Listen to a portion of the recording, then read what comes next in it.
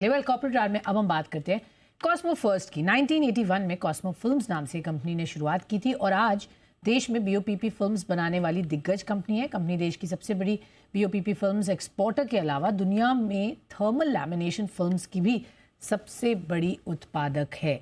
पिछले साल मई में कंपनी ने नाम बदला था, जैसे मैंने आपको कहा, कॉस्मो फर्स्ट हुआ। मार्च तिमाही में कंपनी का प्रदर्शन कुछ खास नहीं रहा। मुनाफा 108 करोड़ रुपए से घटा है, करीब 32 करोड़ रुपए रहा। आय में के अलावा मार्जिन और कामकाजी मुनाफे में भी गिरावट एक्चुअली देखने को मिली है। तो नतीजों पर क्यों था, एक्सपोर्ट स्ट्रैटेजी क्या है, आगे किस तरीके का आउटलुक है, ये जानने की कोशिश करेंगे। कंपनी के ग्रुप सीईओ पंकज पोद्दार हमारे साथ शो में जुड़ रहे हैं। Pankaj, good afternoon, good to have you on the show. Results week रहे अगर हम सभी पैरामीटर्स पर इसको देखते हैं, उसकी क्या वजह थी खास? उसकी दो वजह थी। एक तो जो बड़ी है, उसके अलावा दो तीन और छोटी वजह भी थी। एक तो क्या है कि एक्सपोर्ट काफी इम्पैक्टेड है पिछले दो क्वार्टर्स में, बिकॉज पहले जब सप्लाई चेन्स इम्पैक्टेड थी तो काफी इंपोर्टर्स ने, जो इंडिया के बाहर के, यूरोप के खासकर इंपोर्टर्स हैं, उन्होंने ओवर स्टॉकिंग कर ली थी क्योंकि प्राइसेस पहले बढ़ते जा रहे थे और जो डिस्पैच में टाइम लगता था या जो उनको माल मिलने में समय लगता था वो 30 दिन से 60 दिन या 90 दिन तक चला गया था। तो जब ये करेक्शन आनी शुरू हुई लॉजिस्टिक्स में, तो उन लोगों ने अपना स्टॉक करेक्ट करना शुरू किया, जिसका क्वार्टर 3 में हमें इम्पैक्ट आया, लेकिन क्वार्टर 4 में और ज्यादा इम्पैक्ट आया उसका। क्वार्टर 1 में ये वापस से आई वुड से कि लार्जली ये ठीक होता जा रहा है। अभी भी इन मार्केट्स में थोड़ा दबाव है क्योंकि यूरोप जो है अभी भी अपने ट्रैक पे नहीं है। उधर डिमांड थोड़ी लो है क्योंकि उधर इन्फ्लेशन बहुत हाई चल रहा है। सेकेंड रीजन ये है कि इंडियन मार्केट में काफी इस वक्त ओवर कैपेसिटी हुई है पिछले कुछ महीनों में। इसको कंजम्पशन होने में कुछ समय लगेगा। खासकर पॉलिएस्टर में काफी ज्यादा दबाव है, बीओपीपी में इतना प्रेशर नहीं है। बीओपीपी में लार्जली डिमांड सप्लाई मैच हो रही है। थोड़ी सी ओवर सप्लाई की सिचुएशन है जो कि अगले 2-3 महीने में करेक्ट होने की पूरे चांसेस हैं। इसके अलावा थोड़ा हमारा स्टॉक करेक्शन भी आया है क्योंकि पिछले क्वार्टर में रॉ मटेरियल डाउन हो रहा था, तो कुछ स्टॉक करेक्शन रहा है। और इसके अलावा हमारे जिगली में भी करीब 9 करोड़ के ऑपरेटिंग लॉसेस हैं। तो ये 4 मेन वजह हैं जिसकी वजह से हमारे को इस क्वार्टर में ओवरऑल मार्जिन्स कम है।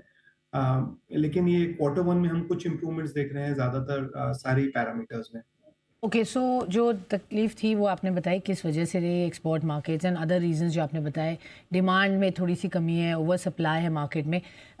थिंग्स आप कह रहे हैं बेटर हो रही हैं फर्स्ट क्वार्टर से, तो किस तरीके का प्रदर्शन हम FY24 के लिए एक्सपेक्ट कर सकते हैं? कहाँ, कितना, if year on year growth की बात करें तो कितनी ग्रोथ हम प्रोजेक्ट करें, क्योंकि एक क्वार्टर तो काफ़ी सबड्यूड रहा है ऑलरेडी। ये हमारा जो FY24 है ऑब्वियसली अप्रैल से स्टार्ट हो रहा है। पहला क्वार्टर में हमने अप्रैल देखा थोड़ा टफ था, लेकिन मई में इंप्रूवमेंट आई है। फुल ईयर बेसिस पे अगर हम देखते हैं तो हम ये मान के चलते हैं कि 7 to 10% की सेल्स ग्रोथ हमारे को आनी चाहिए एज अ मिनिमम। उसके अलावा जो प्रॉफिटेबिलिटी है उसमें कह पाना नॉर्मली मुश्किल होता है क्योंकि जो बेसिक फिल्म्स होती हैं वो काफी मार्केट ड्रिवन होती हैं। और लास्ट ईयर हमारे पहले 2 क्वार्टर काफी अच्छे गए थे और लास्ट 2 क्वार्टर वीक गए हैं, तो फोरकास्ट नॉर्मली देना आसान नहीं रहता है। बट इन जनरल हमारा इंप्रूवमेंट ट्रेंड डेफिनेटली दिख रहा है। दूसरी तरफ जिगली में हमारे ऑपरेटिंग लॉसेस बढ़ रहे हैं क्योंकि हम बहुत स्पीड में स्केल अप कर रहे हैं। वहां पे हमने एक छोटा सा एक्विजिशन भी हम करने का प्लान कर रहे हैं, जिसका हमने अपनी मीडिया अनाउंसमेंट में डाला है। तो उनको चलते हुए थोड़ा फोरकास्ट देना मुश्किल है, but in general trend improvement की तरफ है। ओके, जनरल ट्रेंड इंप्रूवमेंट है। तो अब मार्जिन पर किस तरीके का आउटलुक लग रहा है सर, क्योंकि वो प्रेशर में दिखे, तो आगे मार्जिन्स का बैंड क्या हो सकता है, क्या एक्सपेक्ट कर रहे हैं फॉर दिस ईयर? हमें लगता है कि जो वर्स्ट था वो मार्च क्वार्टर में ओवर हो गया है और आने वाले टाइम में क्वार्टर ऑन क्वार्टर इंप्रूवमेंट दिखेगी, क्योंकि जैसे मैंने कहा कि जो बीओपीपी फिल्म है उसमें डिमांड सप्लाई का इतना गैप नहीं है। तो वो क्वार्टर ऑन क्वार्टर इंप्रूव होगा और उससे मार्जिन्स डेफिनेटली इंप्रूव होनी चाहिए।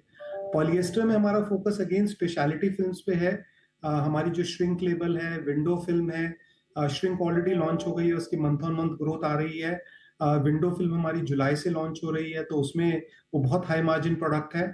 इसके अलावा हमने एक माइक्रोवेव की फिल्म बनाई है, वो भी एक बहुत स्पेशल फिल्म है।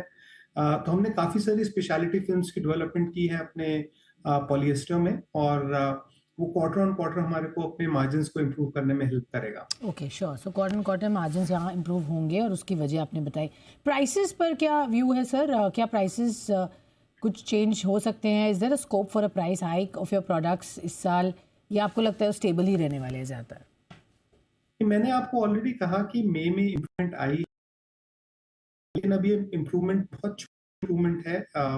क्वार्टर 4 में जो इनफैक्ट एबिडा लेवल पे लॉसेस आ रहे थे बेसिक फिल्म्स पे, जो कि अब एटलीस्ट एबिडा ब्रेक इवन या मार्जिनल प्रॉफिटेबिलिटी पे आ गए हैं, लेकिन ये सस्टेनेबल लेवल्स नहीं है। और इसीलिए हमें लगता है कि जैसे जैसे डिमांड सप्लाई से बेहतर होगी तो अपने आप प्राइसेस बढ़ेंगे। और सेकेंड क्वार्टर नॉर्मली भी एक सीजन का टाइम रहता है, तो मुझे लगता है कि सेकेंड क्वार्टर 1 से भी बेहतर जाना चाहिए ओवरऑल। Okay, all right. तो यहाँ से और बेहतर इम्प्रूवमेंट नंबर्स पर होगी। करंट कैपेसिटी यूटिलाइजेशन क्या है सर कंपनी की? किस तरह, क्योंकि आपने कहा ओवर सप्लाई भी मार्केट में, तो कैसे उसको आप रैशनलाइज करेंगे और पूरे साल के लिए क्या एक्सपेक्ट कर सकते हैं? हमारी जो 7 से 10% ग्रोथ आनी चाहिए, क्योंकि इस साल में हमारा कोई नया मेजर कैपेसिटी ऐड नहीं हो रहा है। स्पेशलिटी ही हम अपने नॉर्मल प्रोडक्ट्स को स्पेशलिटी की तरफ शिफ्ट कर रहे हैं। तो जो हमारी अभी आइडल कैपेसिटी है वो अगले साल यूज होनी चाहिए, जिससे कि हमें 7 से 10% की ओवरऑल सेल्स में ग्रोथ आनी चाहिए। तो अभी हमारी लार्जली पॉलिएस्टर में कैपेसिटी यूटिलाइज नहीं है, जिसकी की quarter on quarter capacity utilization improvement आएगी। बीओपीपी में लार्जली हमारी कैपेसिटी यूटिलाइज्ड है, लेकिन हमारे पास स्पेशलिटी में काफी कैपेसिटीज अवेलेबल हैं। और कंपनी का कॉन्टिन्यूस फोकस ये रहता है कि जो हमारी स्पेशलिटी अभी करीब करीब 2/3 पे है, कैसे हम उसे 3/4 पे ले जाएं। तो इस साल में हमारा दो बड़े फोकस होंगे कि एक तो हम अपनी कैपेसिटी को फुल यूटिलाइज करें और स्पेशलिटी में कंटिन्यूसली ग्रो करते जाएं। इसके अलावा जिगली और केमिकल बिजनेस, जिगली में भी हमने करीब लास्ट ईयर से 9 टाइम्स ग्रो किया है। केमिकल बिजनेस में हमने 75% की ग्रोथ ली है। तो उन दोनों बिजनेसेस में भी हमारा टारगेट है कि we continue to grow there in those business. बस बेस स्मॉल है जिगली की, बट ग्रोथ अच्छी दिखी है। लॉन्चेस पर मैं फोकस आपका चाहूँगी। आपने थोड़ा सा उस पर एड्रेस किया स्टार्टिंग में, बट थोड़ा सा डिटेल में बताएंगे किस तरीके के लॉन्चेस प्लान्ड है फॉर दिस ईयर? कितना पोटेंशियल अनफोल्ड करेगा वो फॉर यू? और न्यूअर एडिसिव्स स्पेस में आप किस तरीके के प्रोडक्ट्स लाएंगे? तो कंपनी का R&D काफी स्ट्रांग है। हमारे पास करीब 30 रिसर्च साइंटिस्ट हैं।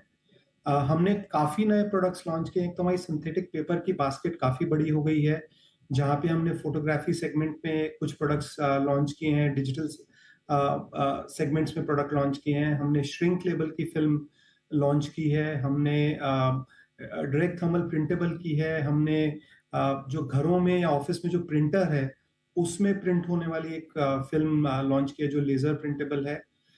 इसके अलावा हमने जो प्रमोशनल फिल्म होती है, जितना आप प्रमोशनल मीडिया देखते हैं कि जो कि आजकल ज्यादातर पीवीसी है, तो हमने पीवीसी फ्री सेगमेंट किया, क्योंकि पीवीसी को लेके काफी कंसर्न्स चल रहे हैं।